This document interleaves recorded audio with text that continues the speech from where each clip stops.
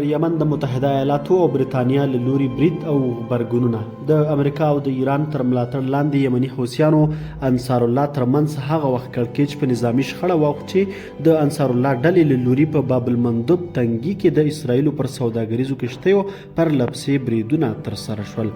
امریکا او برېټانیا د جمعې په سهار په یمن کې پر 12 هدفونو د برید اعلان وکړ. انصار الله الجزیرې تلویزیون ته د حملې په لومړیو شیبو کې وویل چې په صنعا، حدیده، سعده او زمار ښارونو کې د چاودنو خبرونه ورکړل شوي دي.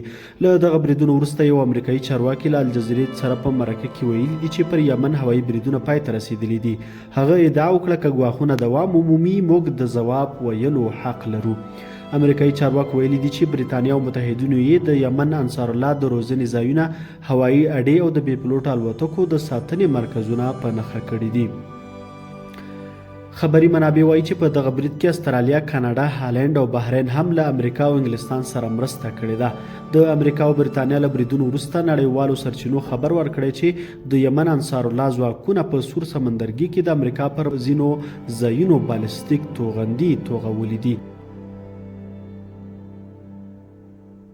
پر یمن د برید په اړه د متحده ایالاتو او انګلستان د مشرانو څرګندونې. د امریکا ولسمشر جو بایډن په یو بیان کې ویلي دي چې د برېټانیا په همکارۍ او د استرالیا، بحرین، کاناډا او هالند په ملاتړ موږ په یمن کې پر څو هدفونو بریالي بریدونه ترسره کړل. د امریکا ولسمشر ادعا وکړه چې دا بریدونه د انصار الله د ګواښونو او دریځونو په مقابل کې دي. له بایډن وروسته د برېټانیا لومړي وزیر ریشي سوناک هم یو بیان خپور کړی دی. هغه ویلي دي شاهي هوایي ځواک په یمن کې د حوثیانو تر کنټرول لاندې نظامي تاسیساتو باندې هدفي بریدونه ترسره کړل.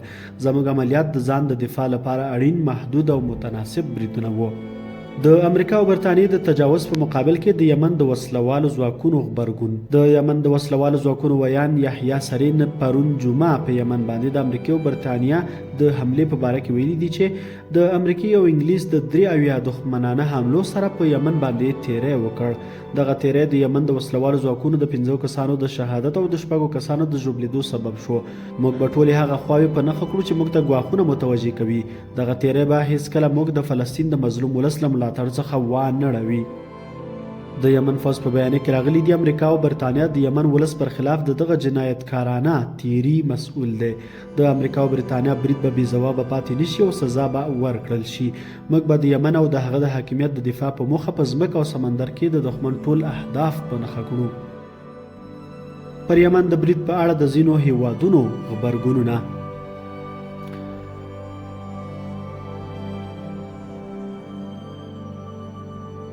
د افغانستان حکومت په یو اعلامیه کې د امریکا او برېټانیا له لوري پر یمن بریدونه غندلي او ویلي دي چې دا حمله د نړیوالو اصولو ښکاره نقض او په سیمه کې د کړکېچ د لا پیچلتیا لامل دی چې د منځني ختیځ او د سیمې ټولو هیوادونو امنیت او ثبات یې عملاً له جدي خطر سره مخ کړی دی. افغان دولت په خپله اعلامیه کې دا هم ویلي دي چې امریکا او شریکان باید له خپلو تیرو تجاوزونو او ناکامیو څخه عبرت واخلي. اعلامیه زیاتوي له بدمرغه سیمهییز او نړیوال اغېزناک دولتونه ونه توانېدل چې په غزه کې د صهیونیستي رژیم لخوا د فلسطینیانو د نسل وژنې مخه ونیسي او په دې اړه د مؤثرو اقداماتو نشتون د دې لامل شو چې نورو هیوادونو ته جګړه پراخه او سیمه په ناامنۍ او بې ثباتۍ کې ښکېل کړي. اسلامي امارت ویلي دي چې د اسرائیلي جنایاتو له ملاتړه رانیولې پر یمن تر برید پورې ټولې کړنې غیر انساني، پارونکي او په مسلمانو ملتونو باندې مخامخ تیری دی. امریکایي او برېټانوي ولسونه باید خپل حکومتونه سرکښۍ، تبرد او بشر ضد کړنو ته پرې نږدي، ځکه د دغسې ظالمانه اقداماتو په پایله کې نوموړي ملتونه هم زیان او صدمه ویني. د افغانستان اسلامي امارت له مسلمانو هیوادونو څخه غواړي چې له فلسطین او نورو مسلمانو هیوادونو څخه ملاتړ وکړي او په دا ډول حساسو شرایطو کې خپل منځي واړه اختلافات څنګ ته کړي او د یو امت په توګه د مظلومانو په وړاندې خپل مکلفیت ادا کړي. همداراز له تاثیرګذاره هیوادونو غواړو چې د سیمې د لا زیاتې بېثباتۍ د مخنیوي په موخه لاس په کار شي او پر صهیونیستي رژیم او په ملاتړو یې فشارونه وارد کړي تر څو د فلسطیني ولس ټول وژنه او پر یمن بریدونه په عاجل ډول متوقف او د فلسطین قضیې ته دایمي حل لاره راوباسي. د ایران د بهرنیو چارو وزارت ویان کنعاني د یمن پر تاسیساتو د برټانیې او امریکا بریدونه غندلي دي. هغه وویل موږ د یمن په څو ښارونو د نن سهار د امریکا او انګلستان پوځي حملې په کلکه غندو او دا یو خپلسر اقدام د یمن له ملي حاکمیت او ځمکنۍ بشپړتیا څخه ښکاره سرغړونه او د نړیوالو قوانینو او مقرراتو خلاف ورزي ګڼو. موږ له نړیوالې ټولنې غوښتنه کوو چې په مسؤلانه غبرګون او کړنو سره په سیمه کې د جګړې بېثباتۍ او ناامنۍ د خپرېدو مخه ونیسي. روسیې د یمن پر ځینو برخو د امریکا او د هغه د متحدینو له بریدونو وروسته د دې مسلې د څېړلو لپاره د ملګرو ملتونو د امنیت شورا د بیړنۍ غونډې غوښتنه کړې ده. د سعودي عربستان د بهرنیو چارو وزارت په ایکس ټولنیزه شبکه کې د زغم او د تاوتریخوالي د زیاتېدو څخه د مخنیوي غوښتنه کړې ده.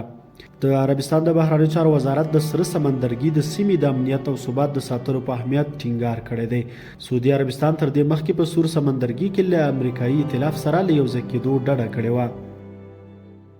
همداراز چین هیواد هم د دې بریدونو په غبرګون کې ویلي دي چې د کړکېچ زیاتوالي مخه دې ونیول شي. د امریکا او د ایران تر ملاتړ لاندې یمني حوثیانو انصار الله ترمنځ هغه وخت کړکېچ په نظامي شخړه واوښت چې د انصار الله ډلې له لوري په باب المندب تنګي کې د اسرائیلو پر سوداګریزو کښتیو پرله پسې بریدونه ترسره شول. د انصار الله بریدونو په سور سمندرګي کې سمندري ترانسپورت له جدي ستونزو سره مخ کړی او ان اسرائیلي میناګانې یې نیمه شلې کړي دي. تر دې دمه په نړۍ کې 15 لویو او نړیوالو بار وړونکو شرکتونو له دې لارې څخه کار اخیستل بند کړي دي چې دوی په نړۍ کې تر ټولو لوی شرکتونه دي. د نړۍ 40% سمندري ترانسپورت د باب المندب له تنګي څخه تیریږي چې دا مهال د یمن حوثیانو د دې تنګي کنټرول په لاس کې اخیستی دی.